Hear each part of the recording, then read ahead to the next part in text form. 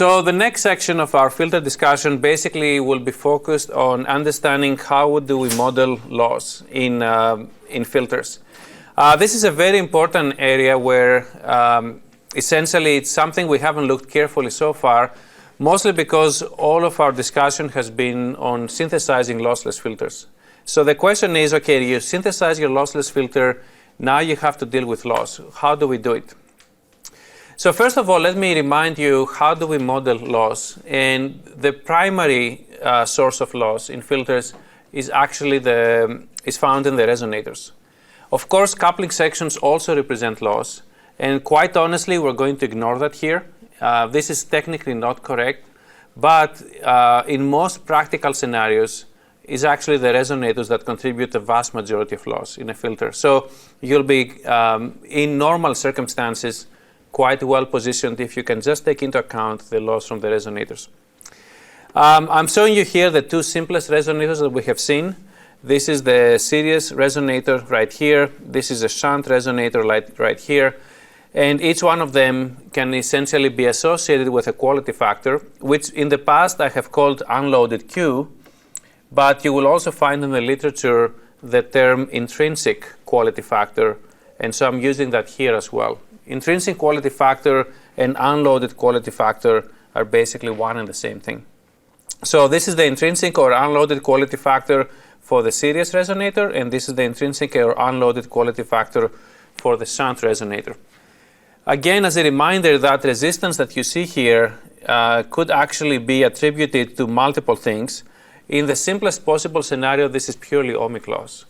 But usually there are other factors as well that will increase this, and those are radiation, which is an important factor in higher frequencies, and dielectric loss, which is also an important factor in higher frequencies. So keep that in mind, that just by reducing ohmic loss, you're not necessarily guaranteeing that the resistance will be low. Now, a few important things to keep in mind. So first of all, that loss is not constant. The loss in resonators in general tend to increase as a function of frequency, and that means that the higher the filter, the more loss you will have, keeping everything else the same. Specifically, in most microwave resonators, you will actually see a dependence on the square root of f. And that is primarily due to the skin effect. So because the skin effect resistance changes as the square root of f, if most of your loss is due to resistive loss, then you will actually observe that type of increase. Again, unfortunately, other loss factors like radiation will also come on top of what you see basically here. Also, the second thing you should keep in mind is you should basically be careful of the technology you're using to properly reduce loss where necessary. For example, in cavities, and this is a technology that essentially utilizes closed resonators, that means your radiation is practically zero, you need to pay particular attention to dielectric loss, because usually conductor losses are primarily low. So it's not unusual to have a conductor, a cavity base, for example, on copper, and that means your loss will be pretty low. But if you fill the cavity with a poor dielectric, then forget it, it's actually going to be pretty bad.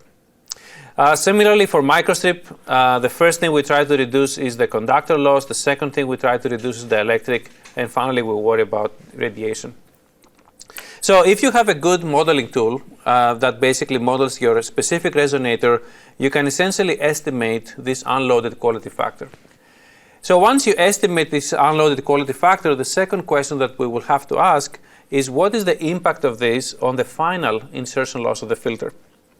So there are many ways you can do that. One thing that a lot of people find very useful is to very easily estimate that just by using the equation you see here.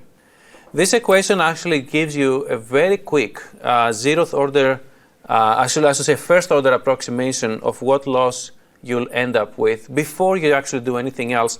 And because of that, it's very, very useful. So for example, if you ask the question, okay, I'm having a Q unloaded of, let's say, 80, that's what I think I will get, and I have to build a filter, let's say at 2 gigahertz, and that filter needs to have a fractional bandwidth of 2%, what kind of insertion loss will I get? You just apply this equation here where this G parameters are basically the G parameters related to the type of filter you want to build.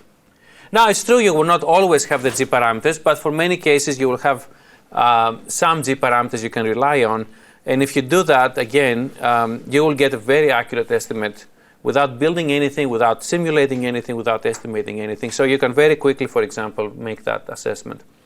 Conversely, by knowing that somebody tells you, look, your filter must be less than 2 dB, it must be a fifth order Chebyshev or whatever, then you can very quickly extract, oh, you know what, that means my Q has to be above 500, so now you know exactly what technology you have to use for that. And for example, you can't use lumped elements.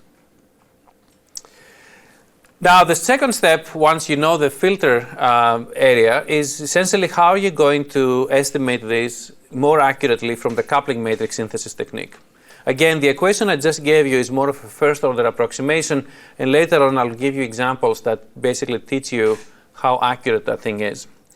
But there is a slightly more involved, just again algebraic calculations, nothing too difficult, where you can basically make the estimate even better. So we're going to be using these sigma factors that you see right here. And that sigma factor can essentially be computed for every single resonator. If you simply know the intrinsic quality of your resonator, again, the center frequency of your filter, as well as its bandwidth, you can calculate that sigma for every single resonator. And that sigma basically will come into the R matrix that we have already talked about in the past. Essentially, those zeros that used to exist here in the center of that matrix, that was the case for the totally lossless scenario, will now be replaced with that sigma factor for each resonator. Now, in reality, most of the times that sigma is the same for all resonators, because most of the times we basically use the same resonator over and over again. But the power of this technique, as opposed to the previous one that I gave you here, is actually the fact that this one works even if they're not the same. So even if they're not the same, and for whatever reason you decide to use a non-uniform distribution of loss into the system, you can still capture this accurately. Now, once you make this modification for the R matrix, basically the S21 and S11 are computed with exactly the same equations as we used before. Now, there's a second equivalent way, and it's really a matter of taste whether you modify the R matrix or you modify the M matrix for including loss. So if you decide not to touch the R matrix, there is equivalently, you can take the same sigma factors and basically put them in the diagonal of the coupling matrix. Remember that the diagonal, before we discuss loss, used to have these self-resonant, let's call them coefficients, that if you remember from the previous discussion, these are related essentially to the ability to do asynchronous tuning, meaning that you can have an offset in frequency for each resonator, and this is captured by the diagonal element. Now, by putting this negative J sigma in each one of them, you can also introduce loss if you would like. So again, either approach 1 with R or approach 2 with M will basically work. Now, a couple of remarks which I already made mostly, but I wanted you to see them here as well. One is that it's usually the case that you have a uniform loss distribution, but it's not necessarily true, and the coupling matrix does allow you to do the non-uniform loss distribution as well. Later on, I'll say a few more things of why that might be useful.